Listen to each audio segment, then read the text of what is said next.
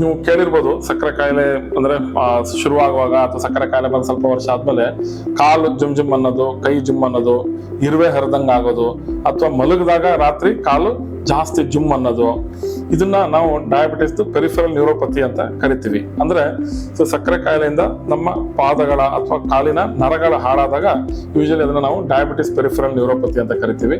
ಇದು ಸಕ್ಕರೆ ಕಾಯಿಲೆಯ ಒಂದು ಕಾಂಪ್ಲಿಕೇಶನ್. ಇದರ ಸಕ್ಕರೆ ತುಂಬಾ ಕಂಟ್ರೋಲ್ ಇಲ್ಲದೆ ಇರುವಾಗ ಅಥವಾ ಸಕ್ಕರೆ ಕಾಯಿಲೆ ಬಂದು ತುಂಬಾ ವರ್ಷ ಆಗಿದೆ, ಕಂಟ್ರೋಲ್ ಸರಿ ಇಲ್ಲದೆ ಇರುವಾಗ ಈ ತರ ಕಾಲ್ ಜುಮ್ ಅನ್ನೋದು, ಕೈ ಜುಮ್ ಅನ್ನೋದು ಆಗುತ್ತೆ. ಕೆಲವು ಸರಿ ಸಕ್ಕರೆ ಕಾಯಿಲೆ ಶುರುವಾಗುವಾಗ ಕೂಡ ಈ ತರ ಕಾಲ್ ಜುಮ್ ಅನ್ನೋದು, ಕೆಲವರೆಲ್ಲ ಎಷ್ಟೋ ಜನ ಆಸ್ಪತ್ರೆಗೆ ಬಂದು ಕಾಲ್ ಜುಮ್ ಅಂತ ಹೇಳಿ ಪರೀಕ್ಷೆ ಮಾಡಿದಾಗ ಸಕ್ಕರೆ ಕಾಯಿಲೆ ಕಂಡಿದ್ದು ಕೂಡ ಇದೆ. ಇದನ್ನು ಸಕ್ಕರೆ ಕಾಯಿಲೆ ಕೈಯಿಂದ ಅಥವಾ ಕಾಲಿಂದು ನರನ ಸ್ವಲ್ಪ ಮಟ್ಟಿಗೆ ಹಾಳಾದಾಗ ಈ ತರ ಜುಮ್ ಜುಮ್ ಅಂತ ಬರುತ್ತೆ.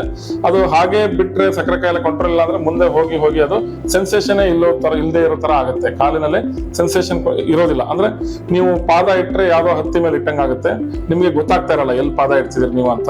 ಅದನ್ನ ನಾವು ಡಯಾಬಿಟಿಸ್ ಪೆರಿಫೆರಲ್ ನ್ಯೂರೋಪತಿ ಅಂತ ಹೇಳ್ತೀವಿ. ಇದಕ್ಕೆ ಟ್ರೀಟ್ಮೆಂಟ್ ಅಂದ್ರೆ ಫಸ್ಟ್ ಶುಗರ್ ಕಂಟ್ರೋಲ್ ಮಾಡೋದು. ಸಕ್ಕರೆ ಕಾಯಿಲೆ ಎಲ್ಲಾ ಕಾಂಪ್ಲಿಕೇಶನ್ಸ್ಗೂ ಶುಗರ್ ಕಂಟ್ರೋಲ್ ಮಾಡ್ಬಿಟ್ರೆ ಆದಷ್ಟು ನಾವು ಕಾಂಪ್ಲಿಕೇಶನ್ ಬರ್ದೇ ಇರೋ ಅಥವಾ ತೊಂದರೆಗಳಾಗದೇ ಇರಂಗೆ ತಡಿಬಹುದು. ಕಂಟ್ರೋಲ್ ಮಾಡಿ ಅದ್ರ ಜೊತೆಗೆ ಉರಿ ಇದೆ ಅಂತ ಹೇಳಿದಾಗ ಕೆಲವು ಮಾತ್ರೆಗಳನ್ನ ನಾವು ಕೊಡ್ತೀವಿ. ಬಟ್ ಶುಗರ್ ಕಂಟ್ರೋಲ್ ಮಾಡಿದೆ ಇವೆಲ್ಲಕ್ಕೂ ಟ್ರೀಟ್ಮೆಂಟ್.